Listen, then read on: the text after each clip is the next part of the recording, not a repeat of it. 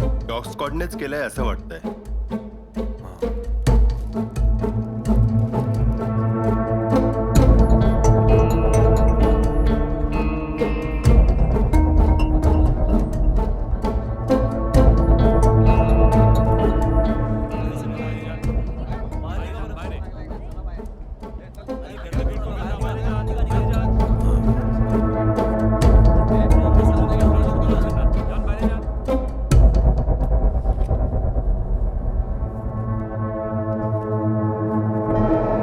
Celebration राहू दे. Happy birthday to you.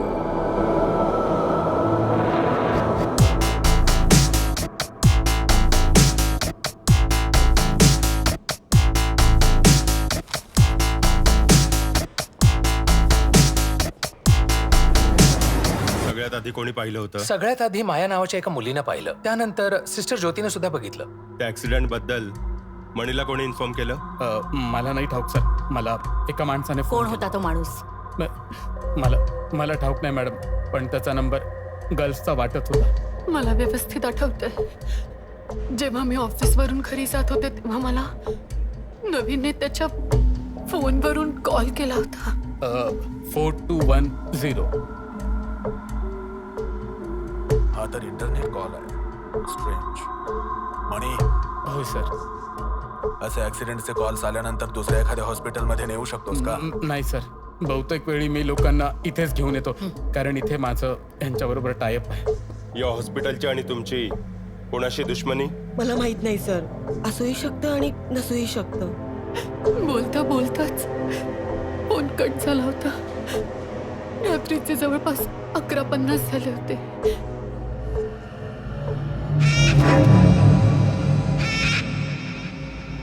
नवीनच्या बाईकचा ऍक्सिडेंट होण्यापूर्वी आणि कॉल कट होण्यापूर्वी बरोबर 8 मिनिटांआधी मला म्हणायचं आहे की 11:30 दरम्यान एका व्यक्तीने या घटनेबद्दल सांगितलं होतं, ज्याने मणीला कॉल केला होता. कारण त्या स्पॉटवर लवकर फक्त मणीच पोहोचू शकत होता आणि तेव्हाच कुठे नवीन त्या हॉस्पिटलमध्ये पोहोचू शकला.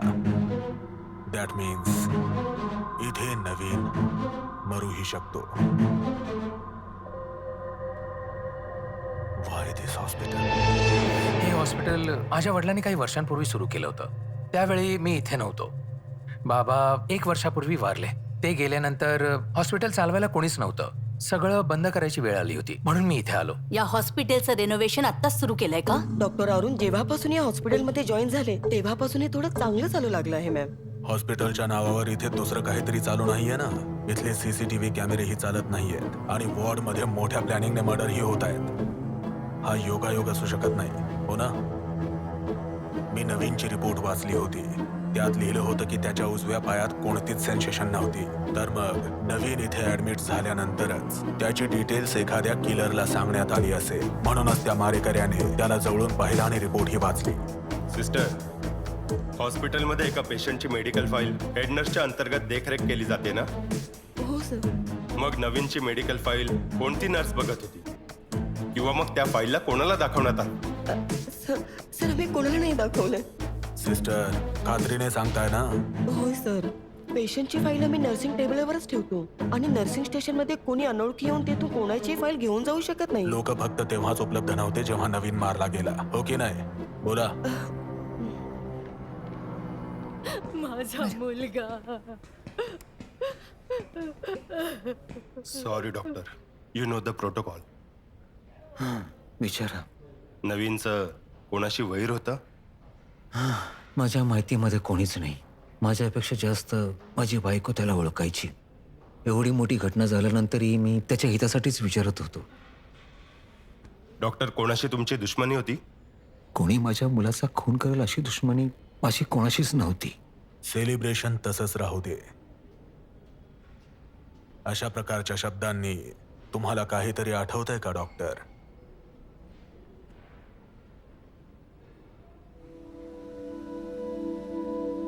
आई वडील जिवंत असताना त्यांच्या समोर त्यांची मुलं मेली तर त्यापेक्षा मोठी ट्रॅजेडी कोणतीच नसते.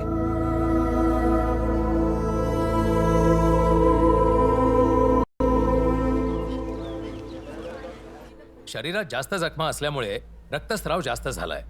तुम्ही इथे बघा, रक्तस्रावामुळेच मृत्यू झालाय. आता बघा, इन्ग्वायनल लिगामेंटच्या अगदी खाली 6 सेंटीमीटर लांबीची इथे खोल जखम आहे.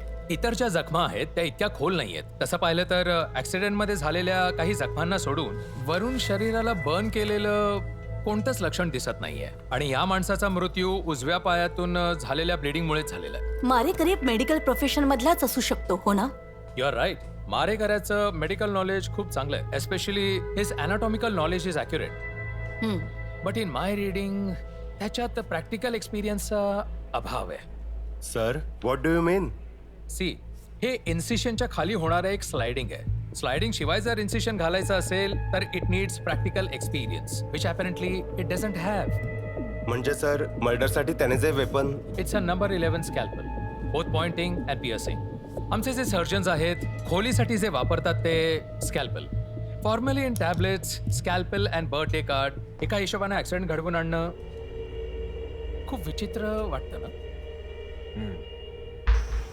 हॉस्पिटलचे CCTV युजलेस आहे सर. हे तच्यान गॅरेट पूल जवळली पेट्रोल पंपची व्हिज्युअल्स आहे सर. पूल पार केल्यावर अर्धा किलोमीटर अंतरावरही पेट्रोल पंप आहे सर. नवीनचा जो फोन ऑफ झाला आणि टाइम ऑफ ॲक्सिडेंट दरम्यान इथून जवळपास 11 ते 12 गाड्या पास झाल्या असतील. सर, नवीनच्या बाईकला धडक दिल्यानंतर पुरावा न सोडता जाणाऱ्या गाड्यांमध्ये जवळपास 8 गाड्यांचा एक ग्रुप आहे. हे बोलेरो आणि लॉरी मिळून. Try to locate all of them.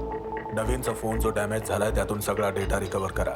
Gate all the necessary help.